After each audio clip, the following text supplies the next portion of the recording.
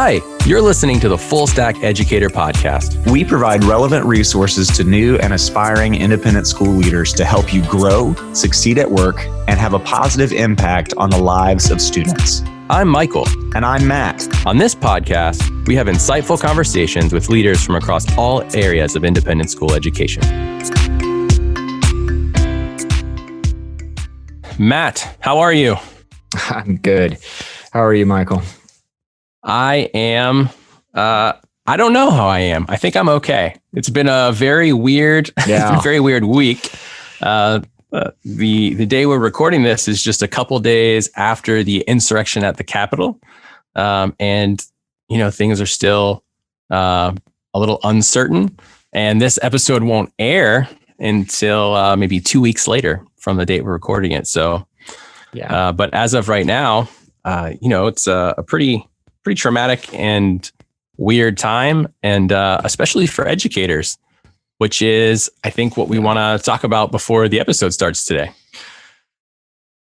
Yeah, I think we both personally and professionally want to take a moment and recognize what happened, how traumatic it was. And it raises a lot of questions.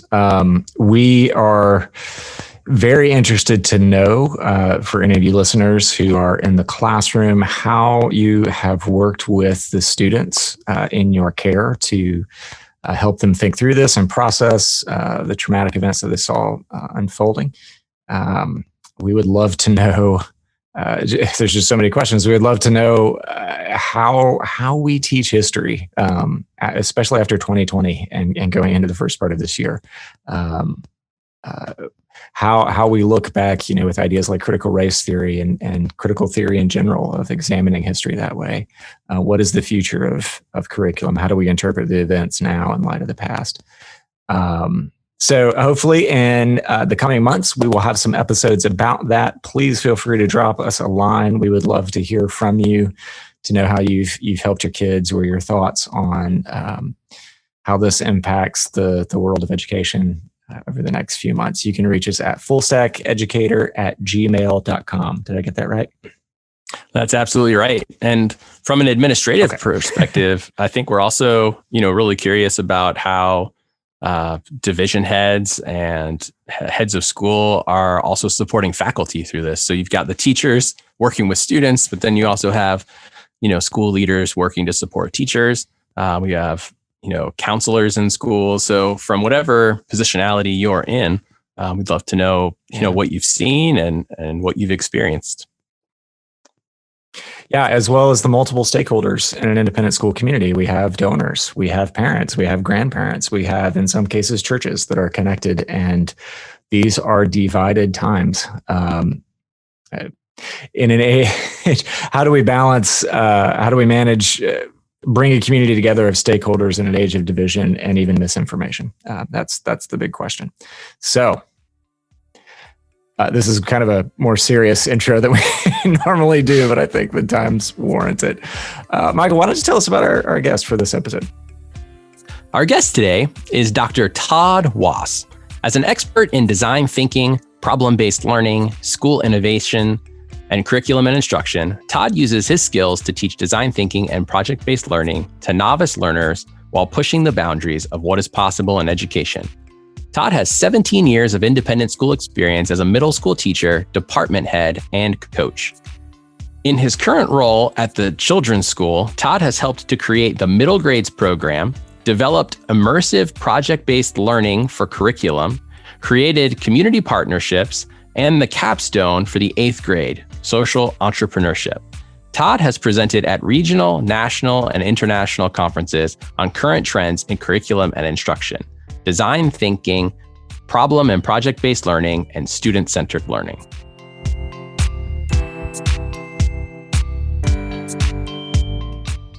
Hi, Todd. We're so glad to have you on the show today. How are you? I'm well. Michael and Matt, I really appreciate the opportunity to come onto your podcast and talk a little bit about education. It's one of the things that I probably spend a little bit too much time talking about. So I'm glad to do it with you all today. Well, that's why we wanted you on the show, Todd, because we know you think about it deeply. So our listeners are all new and aspiring independent school leaders. And so we ask our guests to start by just talking briefly about your journey through education.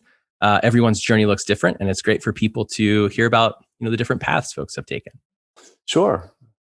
I actually think that my story starts back when I was in third grade, if you can believe that. I had a writing prompt by my third grade teacher that asked me what I wanted to do when I grew up. And my response, and I wrote that I wanted to teach and coach. This was, of course, after my professional baseball career. Well, I never got onto the field. Let's be clear. I still love the game in a number of different sports, but I've enjoyed the journey. And then throughout my career in education, I've had a number of amazing opportunities to do some really cool stuff. And so early on in my journey, I had an opportunity to collaborate with, at that point, the head of the middle school at Kentucky Country Day School, Jerry Lowen, who's actually now back doing that role. He just took that role this fall to co-author a geography textbook. And I was still quite young when I did that. And so he opened my eyes to the power of problem-based learning and putting students at the center of their education. And this was really well before many people were starting to talk about problem-based and project-based learning, especially in independent schools. And I really think that this particular moment was pivotal and changed the trajectory of my career. And so kind of moving forward, as I moved around and ultimately ended up in the Atlanta area because of my wife said that we needed to move for her job, I ended up being a department head at an independent school here in town. And what I realized and learned pretty quickly in my first year as a department head was the power of relationships and listening to the people and to the team. And that if you're going to create a high-functioning department with a clear vision and the tools that you need to enact them, you've got to listen and you've got to build those relationships. And if you don't, it doesn't really work as well. And so in my role there, I worked through the department away from a purely kind of testing as a summative assessment to use projects through the lens of the guise of problem and project-based learning and design thinking as a way for students to demonstrate the skills and the content that they had learned. And then lastly, where I am now, in conjunction with my doctorate in curriculum instruction with a focus in design thinking, PBL, and social studies, I had the opportunity to start a middle school program from scratch with a small group of educators. And when I mean from scratch, I literally mean the first day we walked in and we had a bunch of whiteboards around us and they were blank. And it was truly a blank canvas. And so I started that in the summer of 2016. And this small group that I had an amazing opportunity to work with, we built this program from the ground up, and that is where I am today. And this particular program was highlighted by NAIS in 2017 as one of 3 innovative programs around the country. And so, being a part of that kind of lean educational startup model really provided an opportunity to think about things like what kind of advisory do we want, or how do we create the culture in the community that we so aspire to? What is a discipline model and what does it look like for us? Because we were a 3-year-old through kind of 6th grade model beforehand. Competency-based grading and progress reports, middle school traditions, incorporating social justice, anti-racist, anti-bias curriculum, social emotional learning, the frameworks for enacting and creating PBL units, the professional development, hiring faculty because we needed to teach multiple disciplines. And so really kind of in the latter part of my career and where I am now, I've had just an amazing opportunity to do so many different things around education and to think about it. And then also just the amazing opportunity to also enact that and be in and out of the classroom where all this is taking place. And so I think my journey is pretty unique in some respects. And it's been a blast thus far. That's really cool. I'm curious, the program that you developed, did you find yourself using design thinking principles in developing that program? We did. So as we started at the children's school and we started creating this program, we actually used a number of student-centered problem and project-based learning and design thinking kind of methodologies, frameworks, and mindsets. And then out of that came kind of a really interesting set of kind of protocols and ways in which we would create and brainstorm units, which hopefully I'll get to talk about later. And so it was through a lot of the research that I was doing and a lot of the things that I was reading that helped inform potential opportunities or ways we could look at, what is a schedule? Why do we need it? And can we just blow up a schedule when we have something big that we need to do? Because that's actually most important for our kids and for our students. And so it was a really great opportunity where the academic intellectual things that I was reading and thinking about were playing out literally day to day in the classroom in the middle grades program. And so that was really fulfilling and kind of almost goosebump creating, because it's not often that you're in an instance where you're studying so deeply this stuff and researching, and then in the next day you are implementing some of those same exact things or have the opportunity to do that. Okay, we're at question number 2, but I'm already going to go off track and and go off script and ask you something separate, because I want to follow up on you talked about literally being in a room with whiteboards. Everything was a blank slate. Can you tell us a little more about that circumstance? Was this a new school? Was this a new program? Was this a reboot? And the reason I ask, if our listeners are aspiring leaders and they have that urge, that desire, I want to be somewhere where I have a blank slate. Where do I need to be looking? Do I need to be looking at a new school or a program that's rebooting or something like that? Tell us more about that. It's serendipity, really, how it happened. I was a department head. I was kind of starting my doctorate program. I was at the Lovett School. I'd been there for quite some time, was really enjoying kind of what we were able to do in that department, in the social studies department there. And lo and behold, a good friend of mine who we were training for Ironman and half Ironman, his neighbor happened to be the head of school at the children's school. And so they had just moved into this new house. And so I actually met Nishant, who's since moved on, but I met Nishant and we just started talking education. And I was drawn to kind of what he was talking about. And he said that there was a potential opportunity that they were thinking about taking what was the children's school, which was a 3-year-old through 6th grade program, and really creating a middle school program, redoing the entire 6th grade, the 7th grade, and the 8th grade. And so as I began to think about it, I recognized and realized that as an educator, this is a once-in-a-lifetime opportunity to be on the ground floor of something like this. And as the way that Nishant talked about this, and then eventually the team that he amassed, as we worked collaboratively together, I realized that really the world was our oyster and what we could do and what we were allowed to do and the freedom that we were given. And so it was in those moments where I said, like, hey, love it. It's amazing. It's an amazing institution. The things that I was able to do are amazing, but I got to go check out this thing because you don't get to do this every day. And let's go play this out and see what happens. And so, took a leap of faith, took a jump. And the experiences that I've had building a program in a lean educational startup model, so a small group of educators working to do this, it has been fulfilling and frustrating and amazingly awesome. And then the next moment you're like, wait, what's the next step or where are we going? It has been really an intellectual puzzle as well as just a really, really fun journey.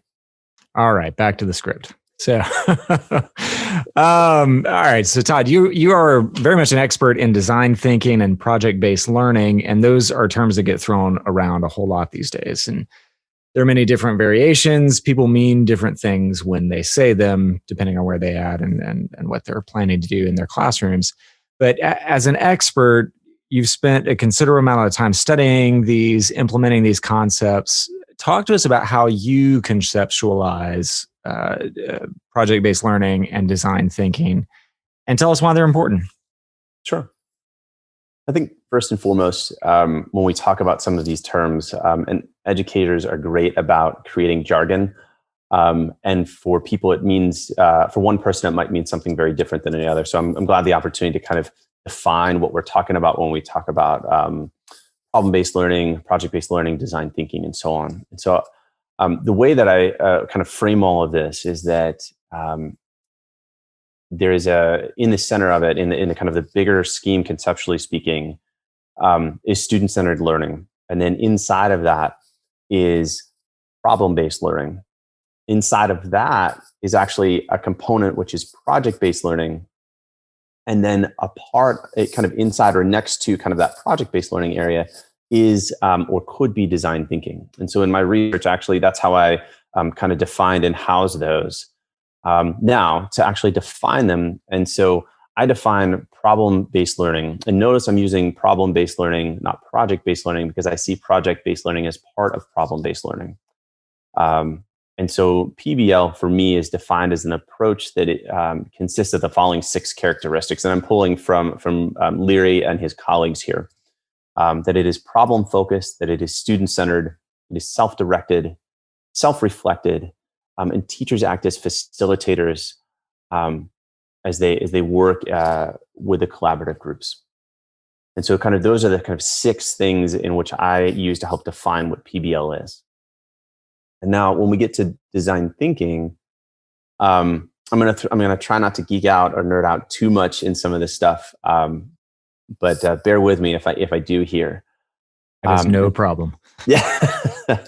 And so Goldman and her colleagues discuss and talk about design thinking as a mode of inquiry that puts the doing and the innovating at the center of problem solving, that promises to address future needs of the globe. And it has the potential to engage students in ways that are inclusive of their diversity and make school learning relevant and real, pressing local and global issues, which can enhance one's motivation to learn. Now, that's a lot going on there. So if I could simplify that, I would say that design thinking is a human-centered problem identification and problem-solving process that harnesses the power of diversity and iteration to drive solutions. And so that's how I look at PBL and design thinking. And now, Matt, let's get kind of beyond the definition and let's talk about like why it's so important. And I actually want to take a step back here and kind of tell a little bit of a story that I think that might help maybe emphasize the importance of PBL and design thinking.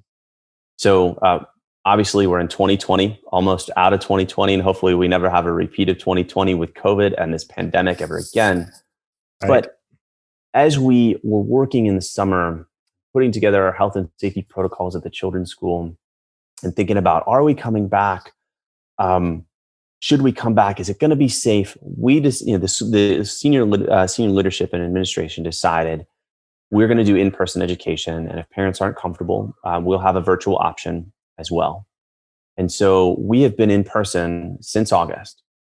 Now, what I need to tell you about this particular kind of series of events is that I almost on a daily basis, that in the conversations with faculty, whether it was in and out of meetings around, on our Zoom calls and so on, was that there was a fear and a concern and an anxiety that was just coming forth from faculty of, can we do this? Is it going to be right? Is it safe? Do we have the right precautions?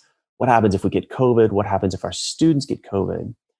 And it was this unbelievable kind of elephant in the room that just constantly showed up of like, is this the right decision that we're making? And what I realized after some reflection was that this fear and anxiety, and in some cases kind of the lashing out and this just raw emotion that was coming up from colleagues, was actually the outward manifestation of love and care and respect for education and respect for our students and our families and our community. And that ultimately, like, we get into education maybe because we love art or we love science, but we get in it for the connections, for the humanness that is part of education and part of life. And when you have something like COVID that jumps in between and really creates these horrible boundaries, what it stokes is this fear and anxiety of like, can we do the thing that we love so much that provides this fulfillment in our lives? And what I ultimately realized again was that it was these connections, this building of relationships, and these student experiences that our faculty wanted so much, and they were fearful that they couldn't deliver in a COVID world. And so why is problem-based learning and why is design thinking so important? It is because at the center of problem and project-based learning and design thinking, these frameworks, are human connections, are real-world problems, real-world scenarios that go beyond just the skills and the content, but we're talking about like the humanness and the human interaction. And so to me, why is it so important? It's because it gets to the heart of learning and education and relationships and people interacting with each other. And I think it's one of multiple frameworks that you can use to do that. And so I think that's why it's so important. as it was before, as it was 50 years ago or more, as it is just as important, if not more important today. Because as we see in the news coming out that, we have adults and we have students and kids and teenagers and young people who just need connection and need that human, almost that human touch. And so I think that PBL and design thinking have embedded them, baked into them, these instances and opportunities for just that thing. And so to me, that's why it's so important. And I think that that's why it matters. It's a beautiful way of looking at the anxiety that we all felt. So thank you for sharing that. And I think that what is so interesting about this is that schools that started back in August with in-person learning kind of went through, I've heard it referred to as the anxiety march to the first day of in-person learning. That there are schools around the country that are still doing that today, tomorrow, January. Yeah. And so there is still that ongoing anxiety and fear, and it's manifesting. But the underlying things that are causing that are actually really good things, because it's care and concern for other people. And I think that's, although it's awful that it manifests that way, I think it is beautiful that we have educators so dedicated to their craft and to their students in that way. That's an incredibly positive framing of that. I like to think of myself as unflappably optimistic. That's really great. So I like it. Okay, so Todd, I am personally a huge fan of project-based learning and design thinking. Throughout my roles as a STEM director, I've incorporated it in a lot of the programs that I've built, which means I've also heard a lot of criticisms about it from faculty and, working to onboard people onto the idea and do professional development. And so I would love to ask you to play the role of a skeptic for a moment and ask you, maybe some questions that I've heard people ask me and just see what you think. So let's say someone comes to you and says, I've been successfully teaching my class for 12 years and it's gone great, and I love my students and we clearly have a connection and I care about the world. Why should I care about project-based learning or design thinking? I think there's an added wrinkle kind of to the story that I told that really helps, I think, here with the question that you asked. And it's that we're in an age currently, and I think we will continue to be in this age, where students have digital devices that they can, at any point, at any time, look something up. And also those devices are competing for their attention. And so in some cases, in a very pragmatic way, teachers are competing for attention. And if teachers are, that also means that the curriculum is. And that means that the experience in the classroom is competing for the attention along with the devices, along with all the other apps and the things that students could do on those mobile devices or those digital devices. And so, in particular, the example that you use, that a teacher for 12 years has been doing great, they have great connections and so on. I think that what is missing in that particular instance, and perhaps if I'm going a little bit too far here, but like, we need to go beyond providing that kind of drill and kill and that memorization for exams, and go beyond just, hey, I have a really warm environment for my kids. But I think that what we ultimately get to do is we get to curate and create student experiences. And if we are creating and curating students' experiences where kids are so engaged in the work, the digital device is there to help augment what we're doing, not as a distraction. And so I actually think in many instances, it's the questions that we're asked about like why we're doing what we're doing that are more important than maybe some of the frameworks that we use. But I would say that I have found great success with PBL and with design thinking and these student-centered frameworks as a way to create kind of really great experiences for kids and then the faculty who are enacting this stuff. And in some cases, as you're building a program, as we have to actually create, in some cases, like rites of passage. Like, oh, when you're in 6th grade, you're going to do this unit. And in this unit, you get to have this experience. Or, you know what, in 7th grade, you're going to play the World Peace Game. And in the World Peace Game, like, it's awesome. Or 8th grade, you're going to study social entrepreneurship. And you're actually going to take over our spirit shop. You're going to run the website. You're going to fulfill all this stuff. Like, this is hard, but like, you get to do this. This is the thing that you get to own as an 8th grader. Those are experiences. And so I think it's incumbent upon educators to create the experiences for our kids and for our students, because I think it's a more powerful way to learn. And also it's just a heck of a lot of fun too. Absolutely. I like it.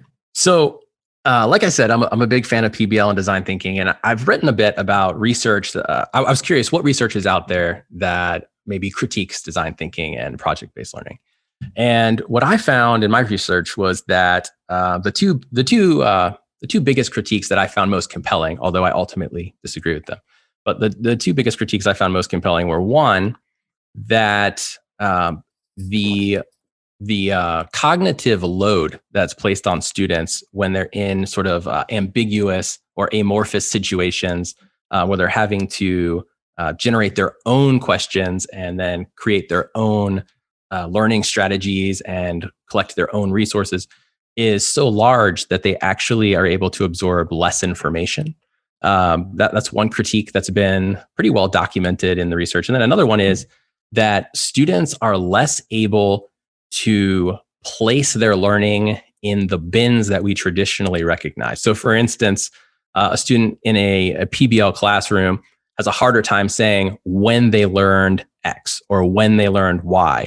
There's a lot of evidence that they're learning things at a very deep level, but they have a harder time framing their learning. Do you have any responses to either of those critiques?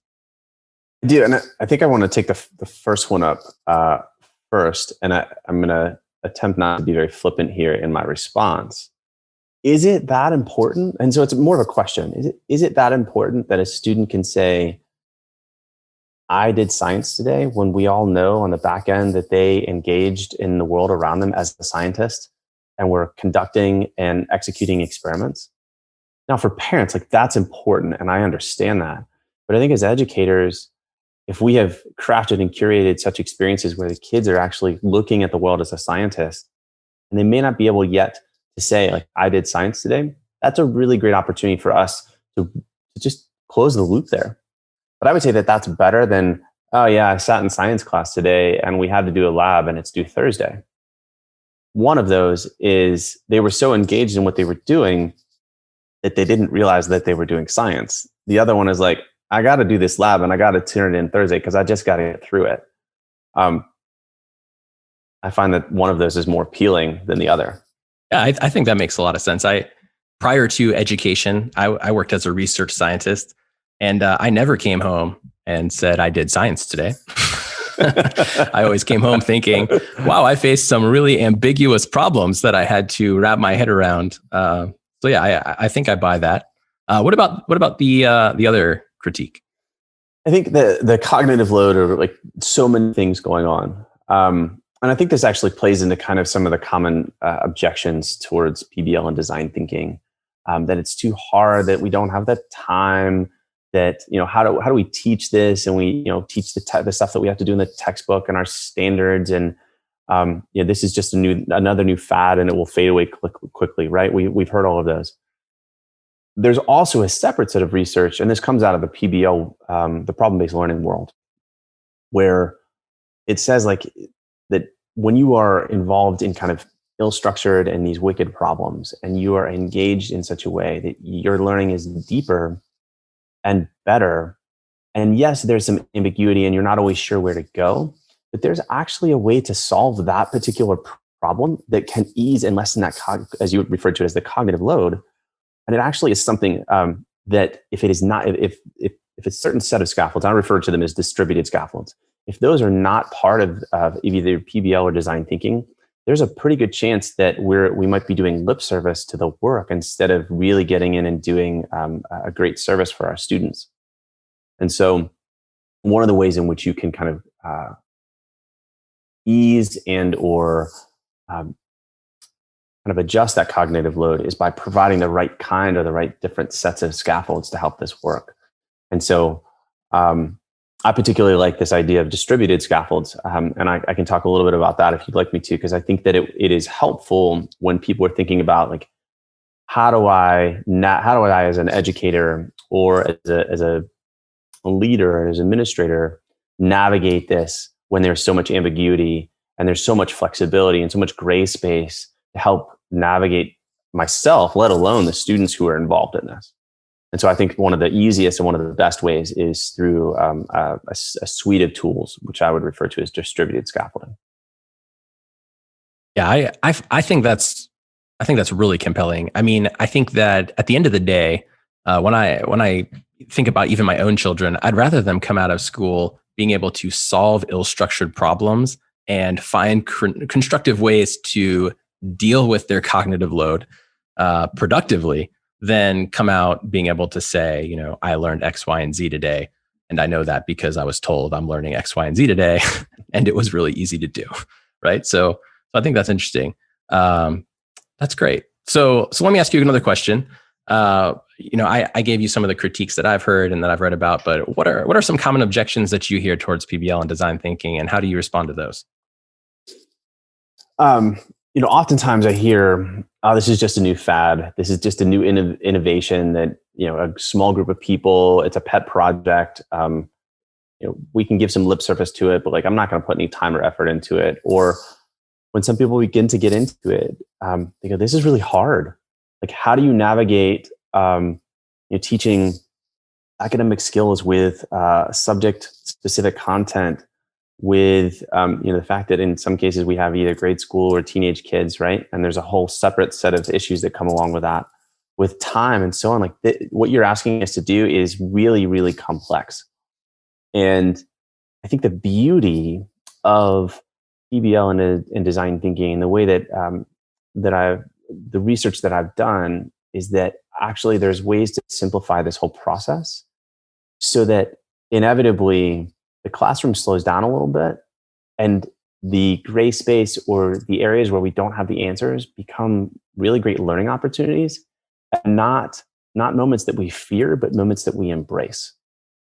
But what it does is it takes a lot of effort on the front end, so that as we are going through a design challenge, as an example, that we are completely flexible and willing to work with what pops up as students either run into problems or issues or things that don't work, or they're having huge successes. And then how do we support that kind of success?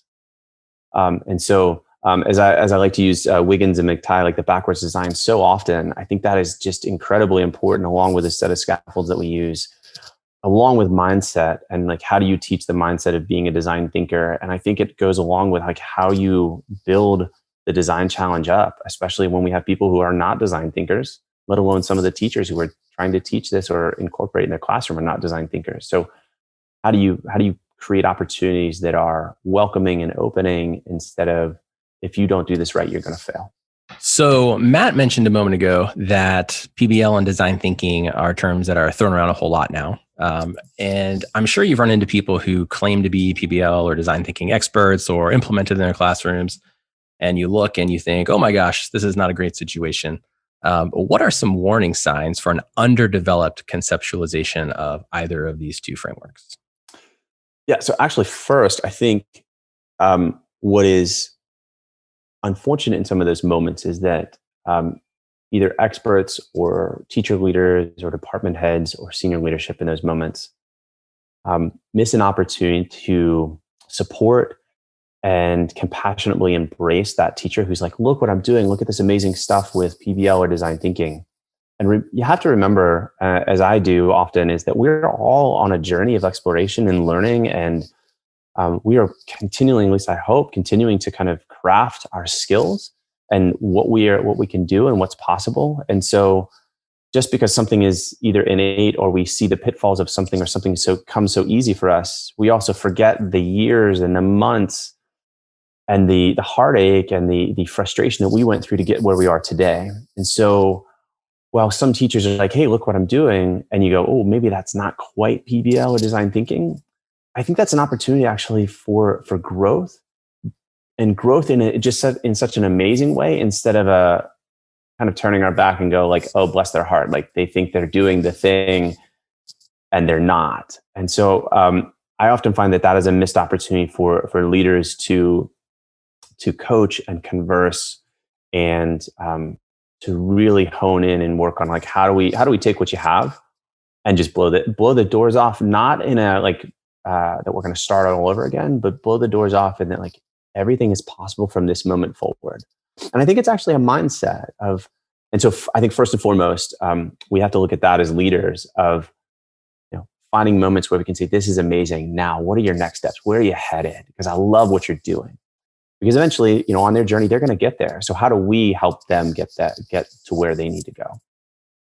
Now, with regard, kind of, Michael, as your question, sorry, I went off topic a little bit there, but your question in terms of like underdeveloped or warning signs, things that we want to look at. As I was talking earlier, it's kind of the forethought and the planning of these units so that you give the freedom of movement and the freedom of thought in those throughout that unit through the design challenge, and you kind of turn that over to the students. And so in particular, if we haven't scaffolded the process, perfect example, if I said to you right now, Michael, Matt, here's what we're going to do. We're going to go brainstorm a brand new unit, and we're going to use PBL and design thinking to do that. Are you guys ready? Totally ready, Todd. All right. Let's do it. So Michael's like, yeah. And Matt, like, crickets from Matt, like, right? And Matt, nothing against you, right? But I think this is the perfect example that if you all may or may not be comfortable with, like, how do we brainstorm? How do we get the most ideas out? How do we, be clear and concise, defer the judgment, be visual, get as many ideas out there, right? Like, if we don't know that is how we're going to operate, what do we do for high school kids? What do we do for fifth graders? Right? We have to teach them how to brainstorm, so that when it comes to the time when they got to do the real brainstorming, they've already done it. And so a common activity I like to do is say, like, hey, I've heard that there's no cool band names left. So let's just brainstorm a bunch of band names, right? And so we fill up a board with band names. And then ultimately some kids are like, I don't like that name. I don't like that. And then others go, hey, defer judgment. We got to fill up the board, defer the judgment. So we're teaching the process of the brainstorming, which is a design thinking mindset.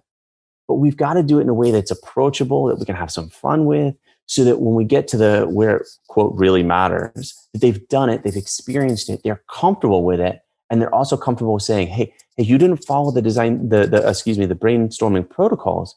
This is what we're supposed to do.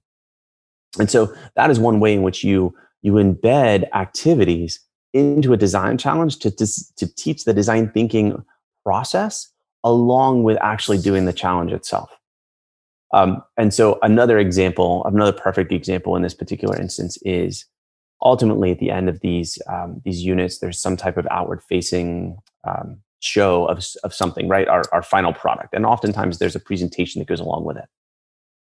Well, what if we said, before you can start prototyping, before you can start the work on your final product, that you actually have to pitch the idea to a group of people? So if they've pitched the idea, they have to write the script. They have to work together and collaborate with their group. So right there, we're collaborating. They're having to write their pitch. They're practicing it, and then they're giving it. After they've done that, they're going to get feedback on what went really well, and then the things that maybe didn't go so well. And then guess what? They'll be able to take that pitch or portions of that pitch, and they'll be able to take it and put it into their final presentation. So what we're doing is we are backwards designing, knowing that our final outcome is X. But how do we get to X? We got to go through the whole alphabet and all these activities to teach the academic skills, the content, the design thinking process, and whatever else that we need. And so when we get from A to right before Z, like, we do all of those so that when we get to, I was using the example of X. When we get to X, our final product, we just get to pull on all the stuff that we've already done, and we've learned an amazing amount along the way. And so when I see kind of underdeveloped, underconceptualized PBL, and in particular design thinking in this manner, it is the lack of some structure and some process in the scaffolds to expose kids to what they need to be able to do before the final product. Or for that matter, is the final product even real? Is it real world? Is it outward facing? Or is it just going to die in our classroom? Because kids can sniff that out really fast. And if they sniff that out, it just becomes another project that they have to do and get over with, instead of something that is potentially bigger and more grand than just a project.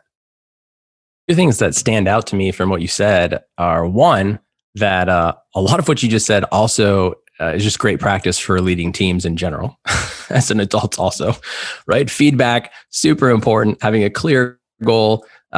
Faculty are always able to sniff out whether or not a new initiative is actually going to see the light of day, or if it's going to be something that they're just spending time on. So yeah, I mean, it's definitely a suite of authentic skills that they're developing.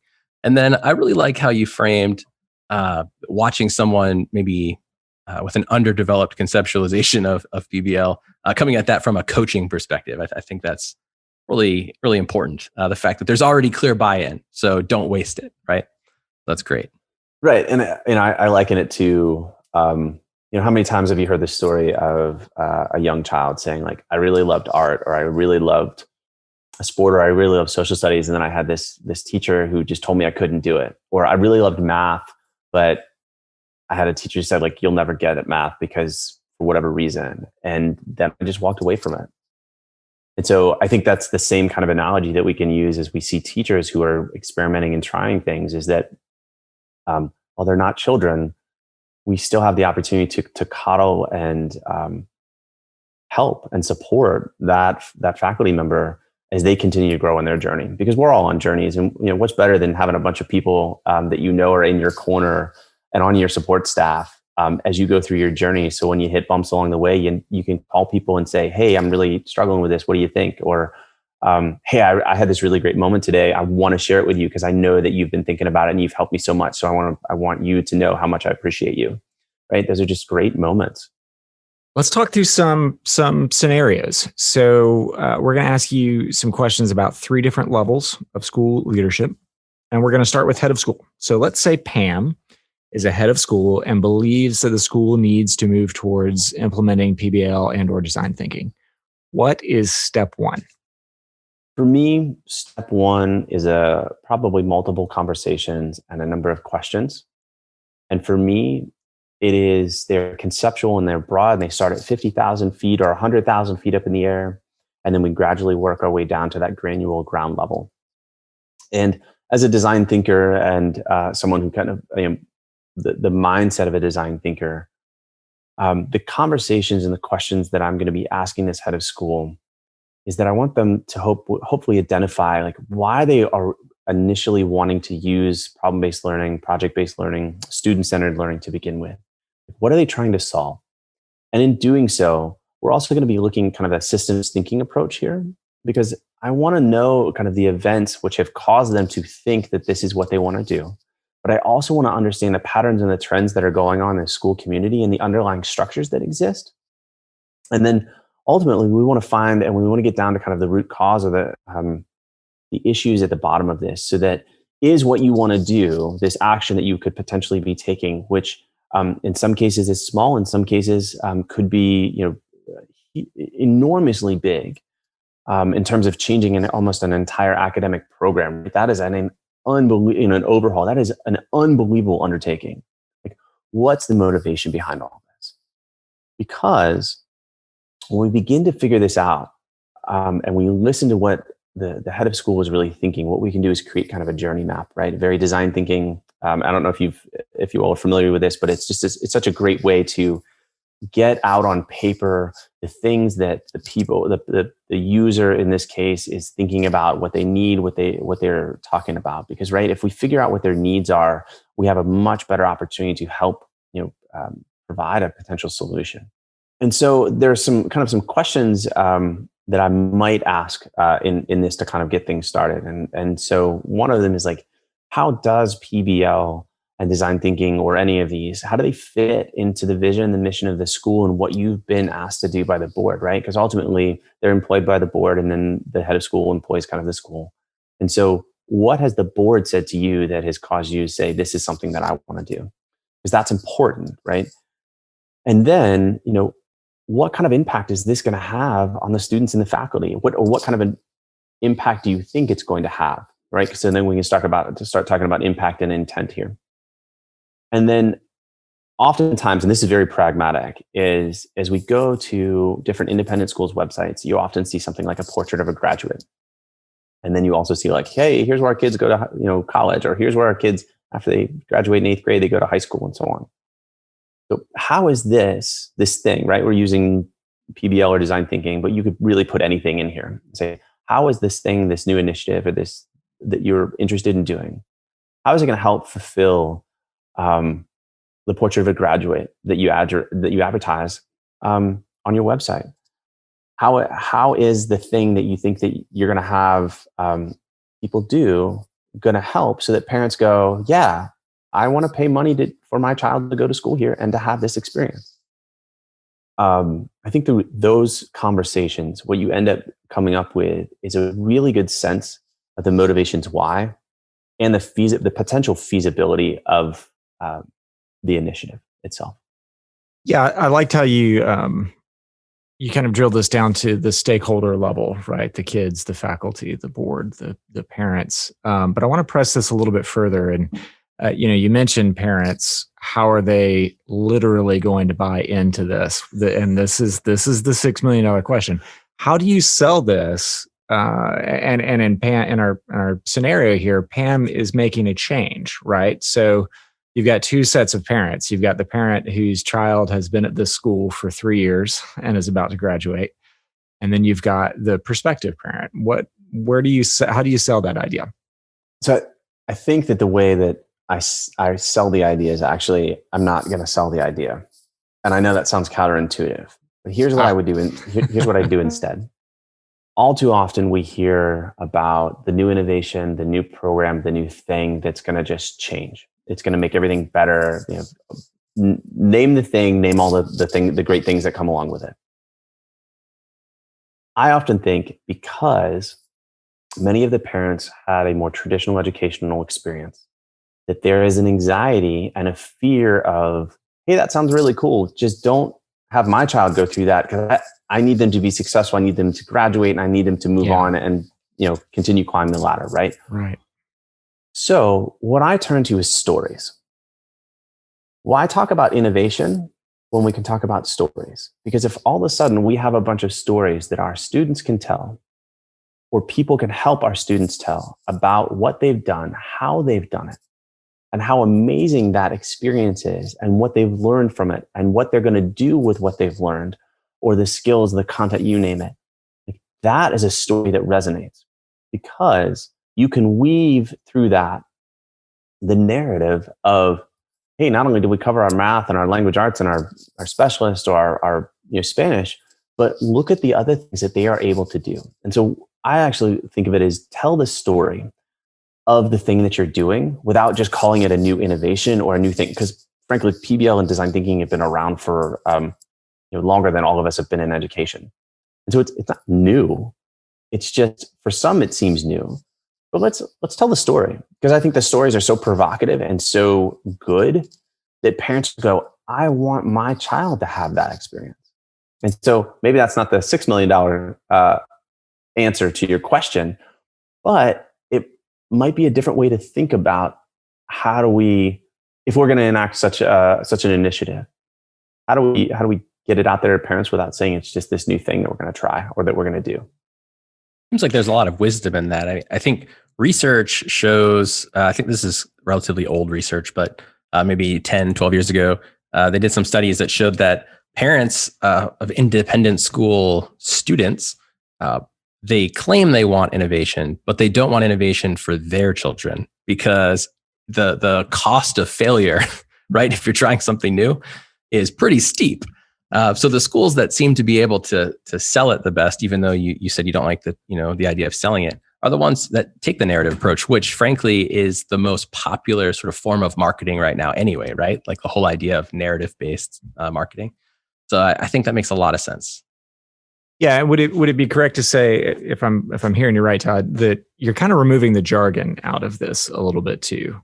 When you talk to parents, you're not necessarily talking in terms of PBL and design thinking. You're talking in what has happened to this child. What is the process that they've been through?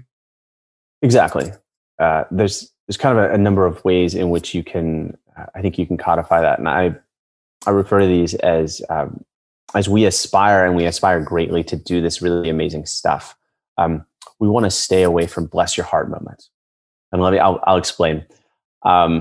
How often have we been someplace where we've seen a performance, we've seen a presentation, we've seen moments where a dance recital, a music recital, you name it, right? They're all over. And at the end, it's a nice kind of golf clap, and it's like that was so nice, that was so good. And really what we all know is that we're all kidding ourselves in that moment.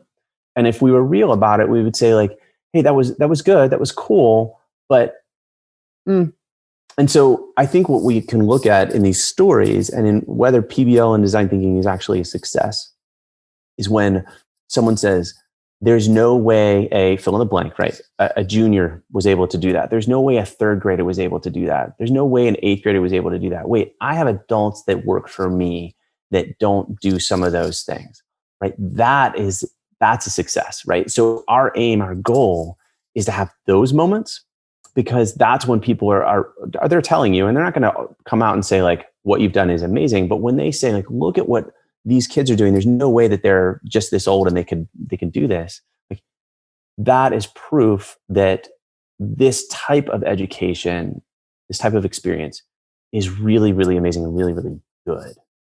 And so as I talk to kind of in the role as I have as a teacher, when I talk to my students about like, hey, let's limit the bless your heart moments and let's work on like, there's no way that a sixth grader was able to do that.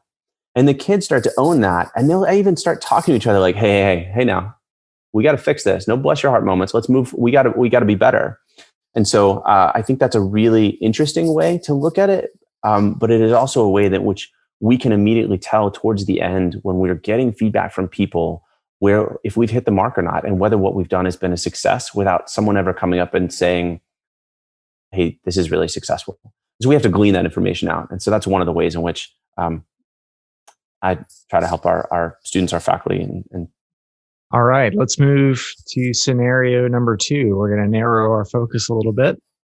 Jim is the head of a middle school, and he wants to introduce PBL and design thinking to the faculty. There are a handful of faculty members who have been enthusiastically experimenting with PBL and DET for a number of years, but most of the faculty have not. How do you recommend that Jim begin?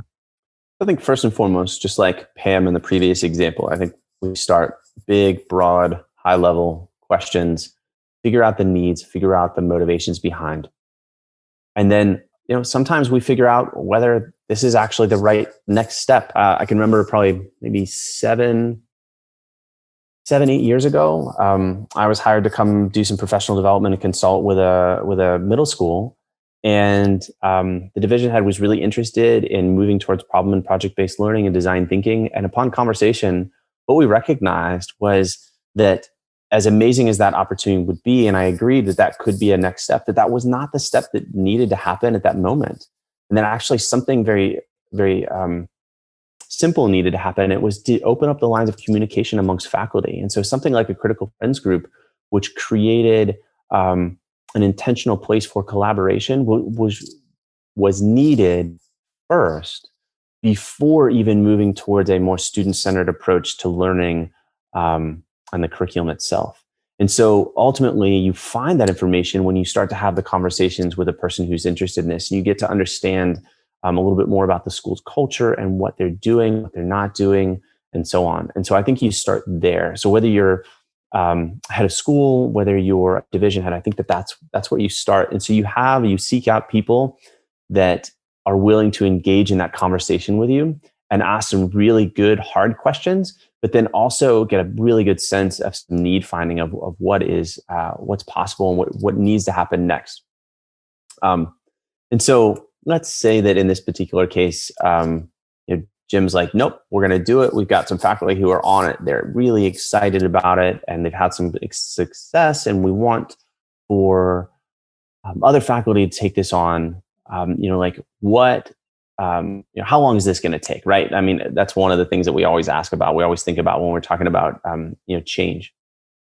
And realistically, it totally depends. Are you looking to just do a couple units? Are you looking to do a complete overhaul? Are you building from the ground up this type of program?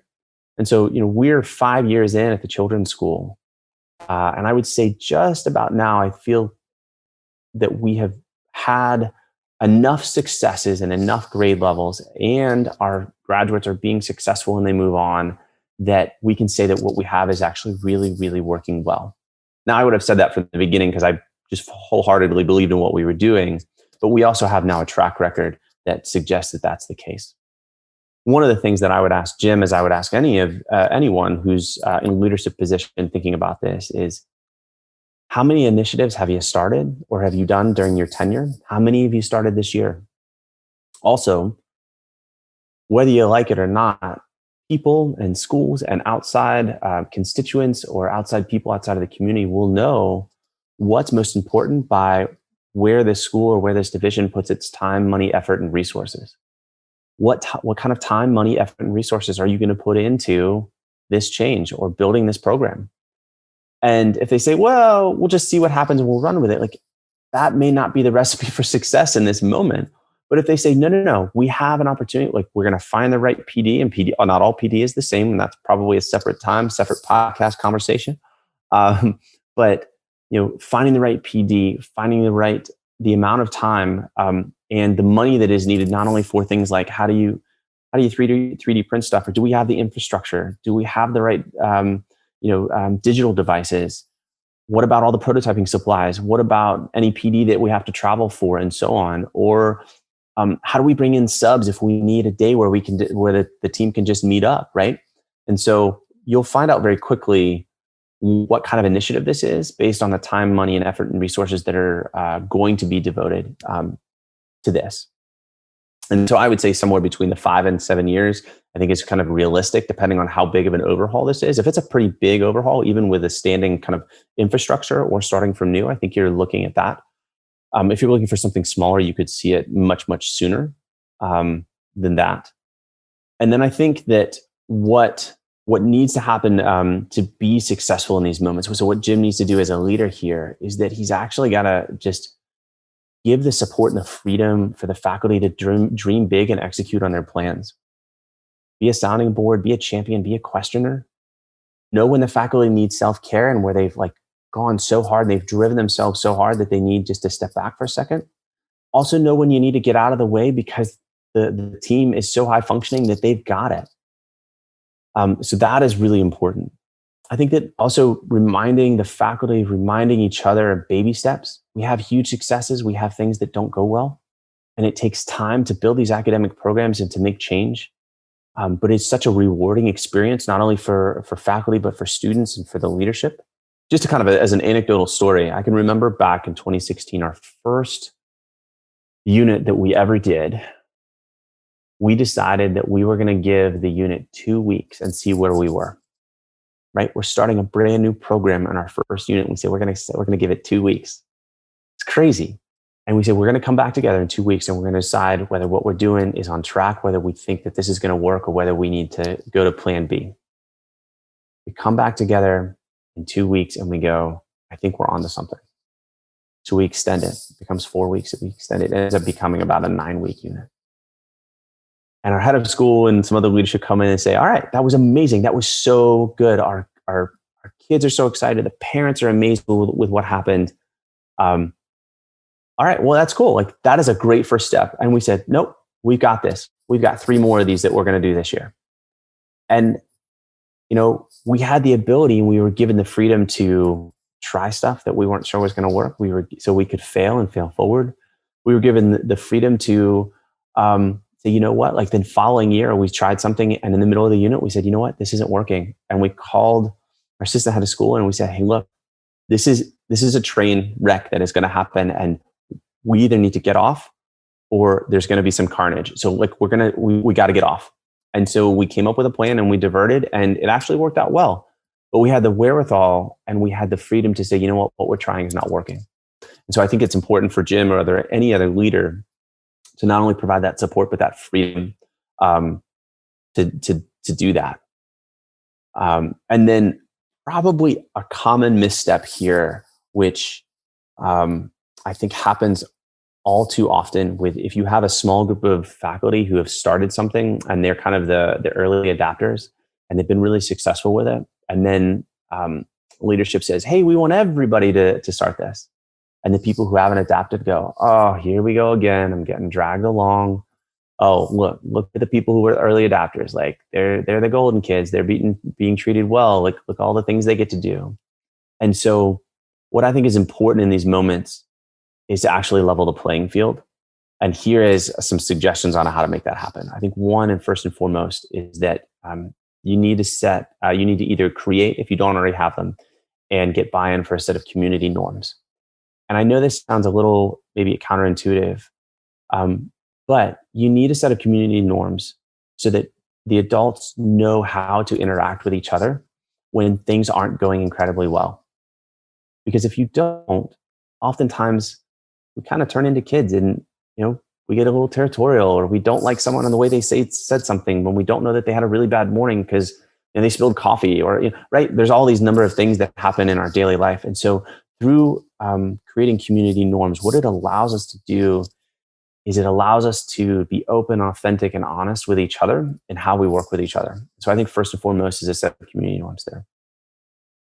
The other thing that I think is really important is that instead of saying, well, hey, we've got these experts, just listen to them, they'll tell you what to do, is actually to set and to create, if you don't already have them, is protocols for how you're going to enact such this kind of academic program change or this shift and these units of curriculum.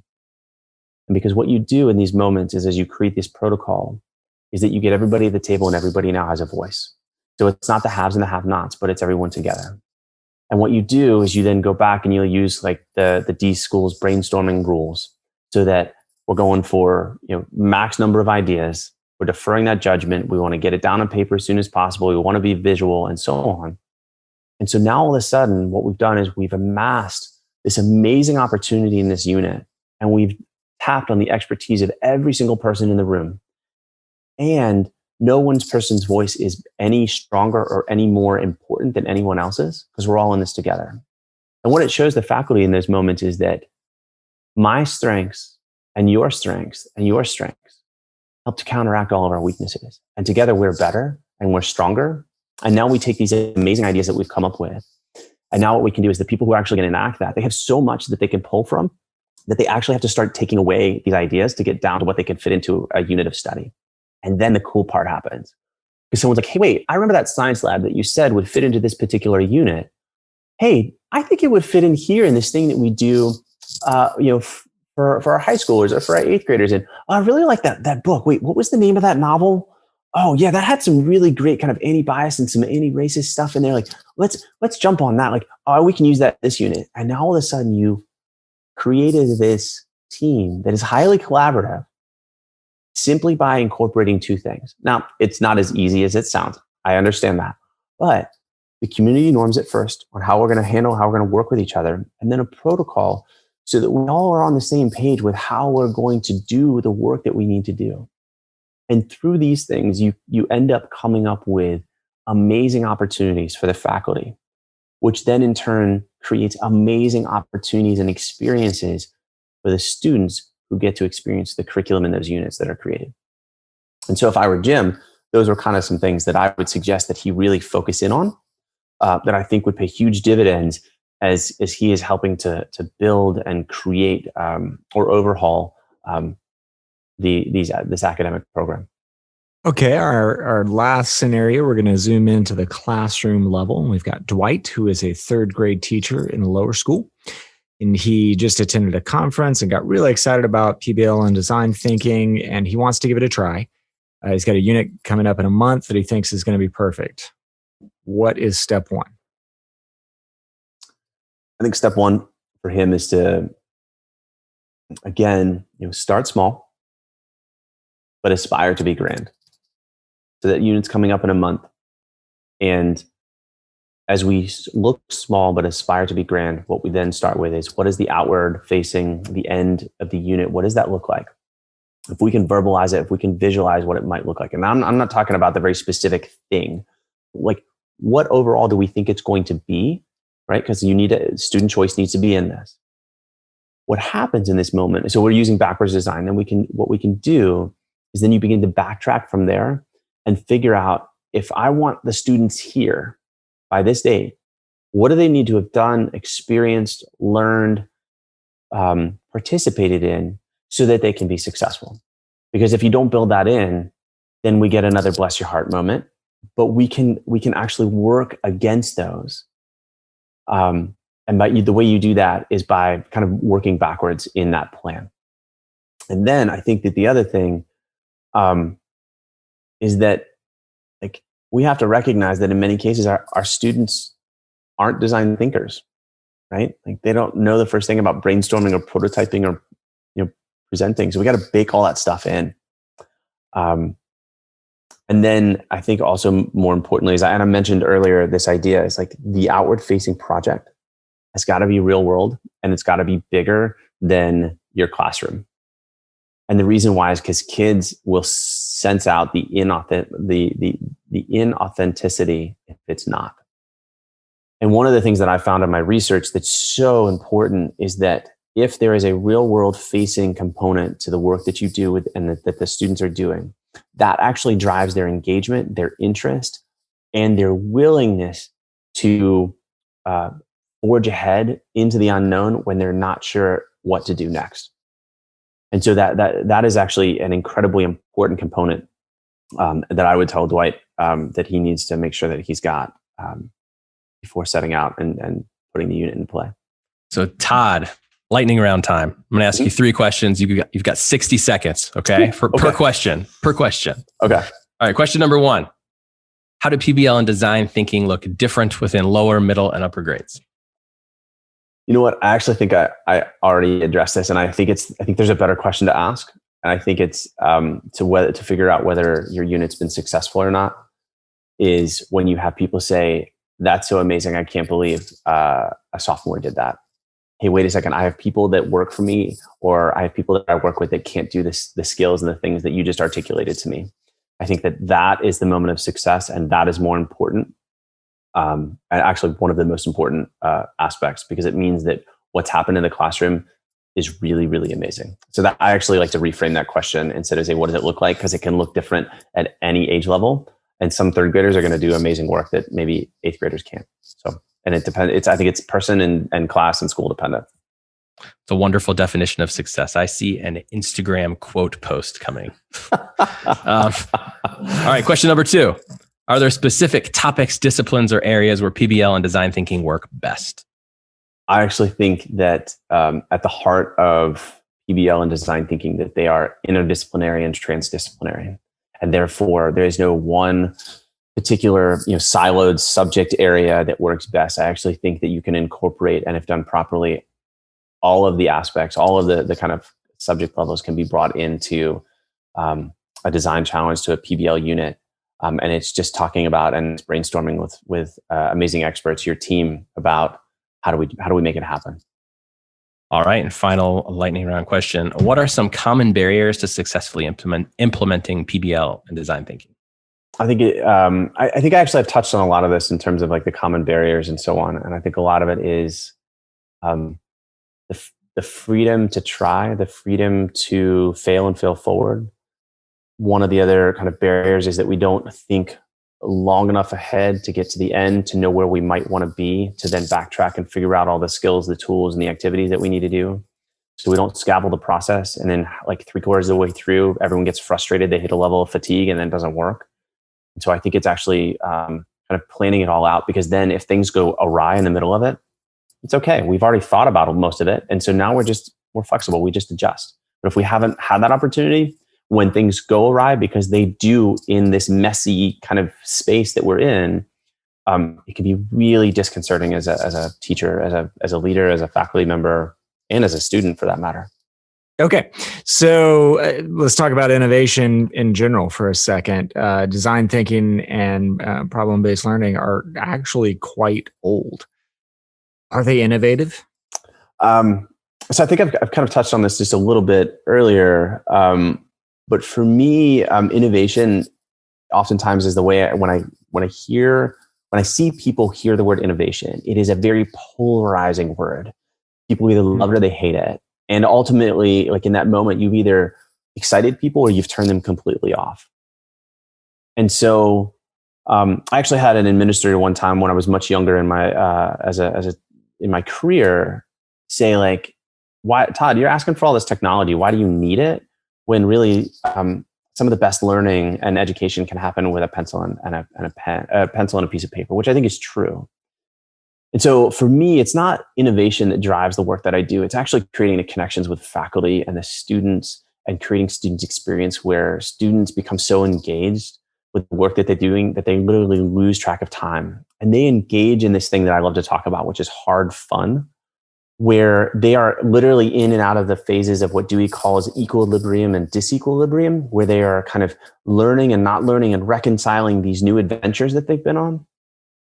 And through this, they're acquiring these skills, they're of content, of academic stuff, of collaboration and so on, and also like just a general confidence about who they are and what they have the capability of doing to be successful right in that moment, but also in life.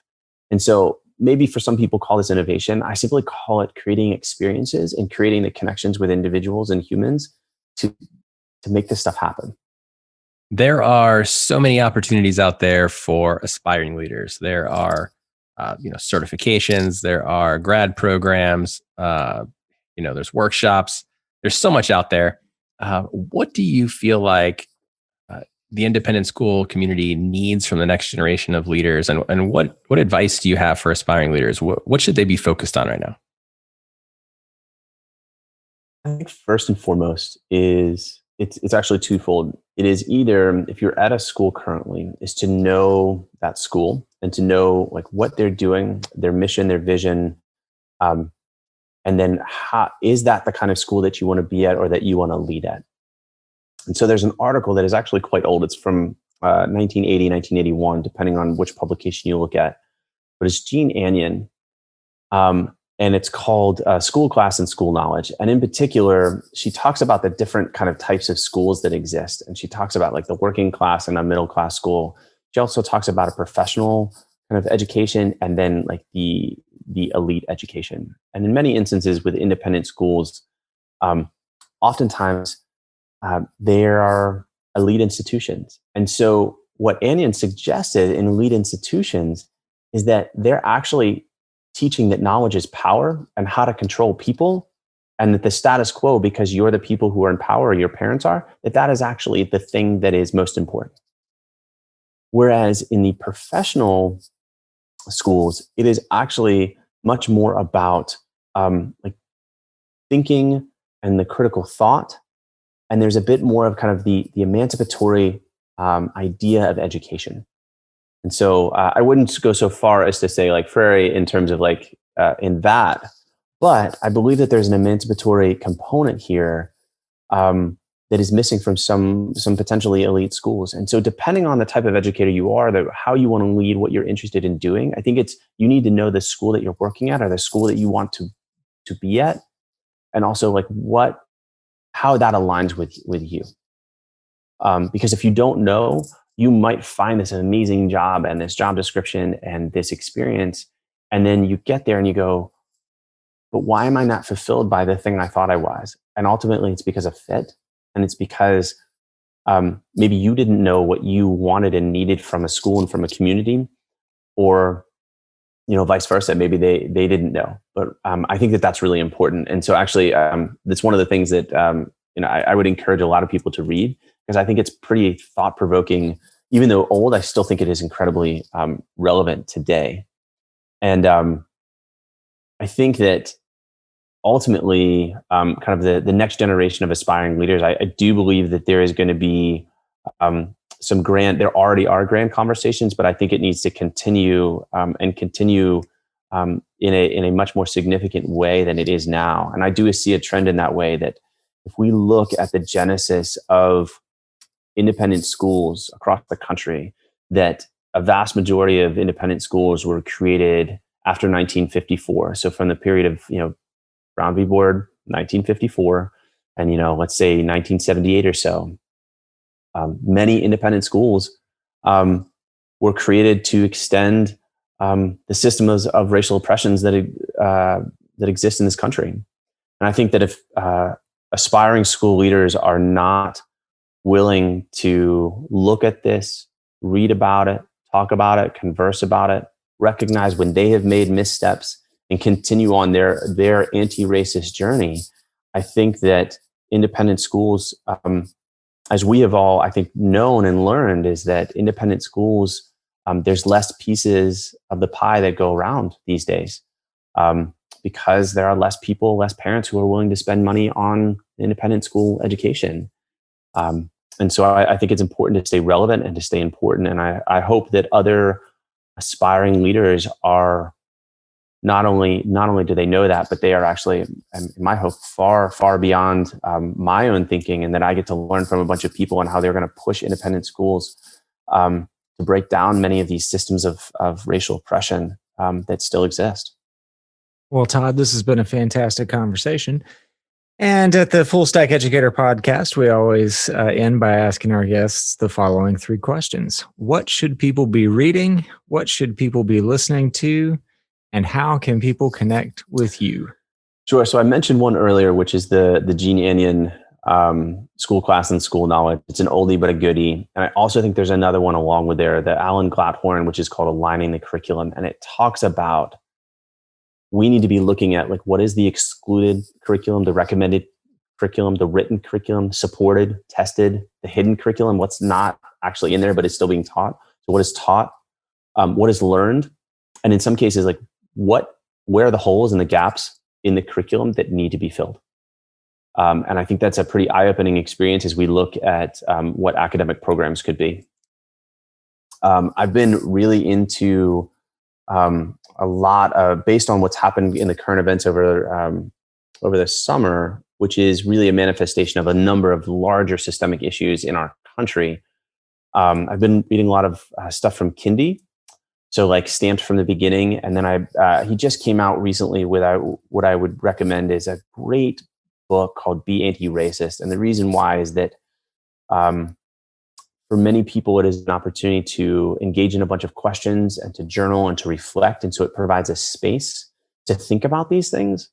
And oftentimes, the times in which we get to think about this is in the moment when something is happening. And it's so helpful and important to be able to reflect on our own experiences and how we can move ourselves along that continuum of anti-racism. And so also coupled with that is D'Angelo's White Fragility. I really liked her take on racist, that it's not a binary thing, but really a continuum and a spectrum.